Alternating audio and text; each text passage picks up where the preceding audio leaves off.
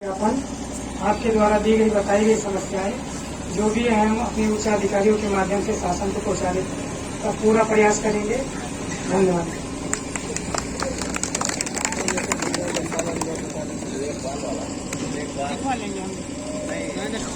श्रीमान जी, आपको एक आवश्यक खबर अवगत कराना है कि सौभाग्य से हमारे लेखपाल साहब भी हैं, आप भी हैं, इतनी जनता भी है।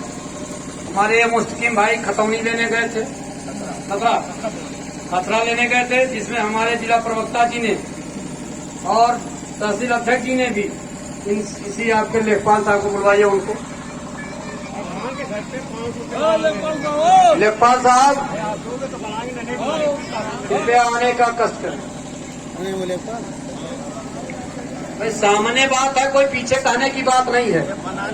अगर ये ऐसा गलत हो रहा है तो हम ये नहीं कहते उनका फांसी हो जाए, लेकिन इस बात की जानकारी आपको हो और दूसरी जानकारी इनको हो कि भी नई नौकरी है, कहीं ऐसा हो ना हो कि मिठाई बटाए और मिठाई फिर न बटे।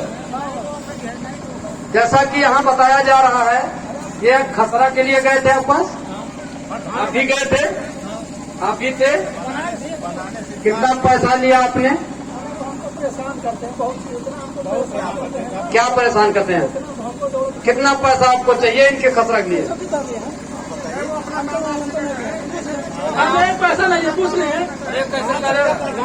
500 रुपया आपने मांगा, लेकिन 300 रुपया पर आपने बनाया। देखिए गलत बात। लेखपाल साहब देखिए, सुनिए, न्यायालय नहीं है, बात सुनिए। आप भैया थे? हाँ, आप भैया थे, तो आपने बनाने से इनकार कर दिया। आपने बनाने से इनकार कर दिया आपके सामने। अरे आपने बनाने का आपके सामने आपने इनकार कर दिया। जब 500 रुपए की जगह पर 300 रुपया देने की बात हो गई। अरे कोई रेट नहीं है भाई, कोई रेट नहीं है। कितना लगता है? देखिए, आप लेखपाल हैं, आपको जानना चाहिए। अब हम लोग तो आज तक लिए कभी 1 रुपया नहीं लगा। हाँ, लेकिन आप त्योहार में फ्री भी नहीं बनाए। आपके कहने के बाद आपने 500 रुपया मांगा, उसके बाद भी आपने कहा नहीं बनेगा। जब वो 300 रुपया दिए तो वो गलत कर रहे हैं क्या? अरे पूछिए, क्या सामने की बात कर रहे हैं, कोई पीछे की बात करते हैं क्या? क्या करेंगे? 20,000 300 कर रहे हैं, 3,000 नहीं कर सकते थे? लेखपाल साहब सुनिए, नई नौकरी है, इस तरह से नौकरी में खिलवाड़ न करिए। आपको इस बात चेतावनी दी जाती है, आपको चेतावनी दी जाती है, ज्यादा जवाब न लगाइए। 300 रुपया आपने लिया है और आइंदा से उम्मीद नहीं करते हैं कि आप जब तक नौकरी करेंगे किसी से पैसा मांगेंगे।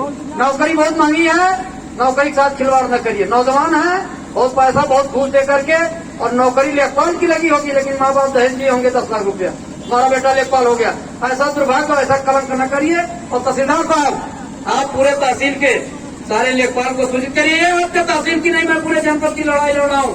कलेक्टर साहब को भी कई बार अवगत करा दिया कि लेखपाल और सेक्रेटरी से पूरा देश परेशान है।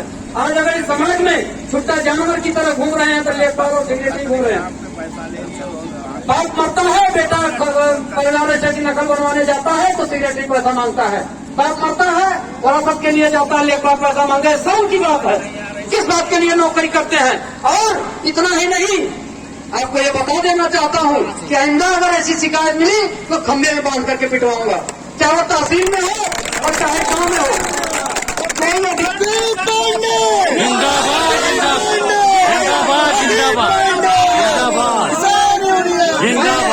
गलत की पैरवी नहीं करता, लेकिन अगर अपराध के लाइन में आप लगेंगे तो निश्चित ही उसकी सजा आपको भोगनी पड़ेगी। आज मैं इस समाज के सामने आपको बारिया बता दे रहा हूँ और तहसीलदार साहब से भी कह दे रहा हूँ कि ऐसी शिकायत नहीं होना चाहिए।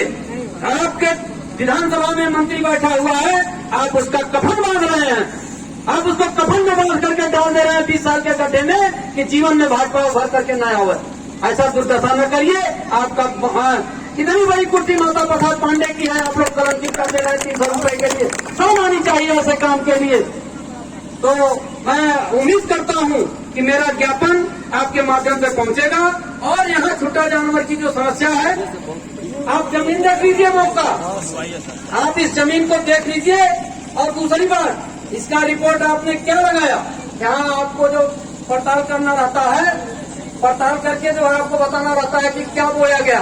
आप 3 वर्ष से क्या लिख रहे हैं इस खेत में? अब क्या बोया गया अभी देखिए, आपने बस देख लीजिए, मौका हजारों बीघा खेत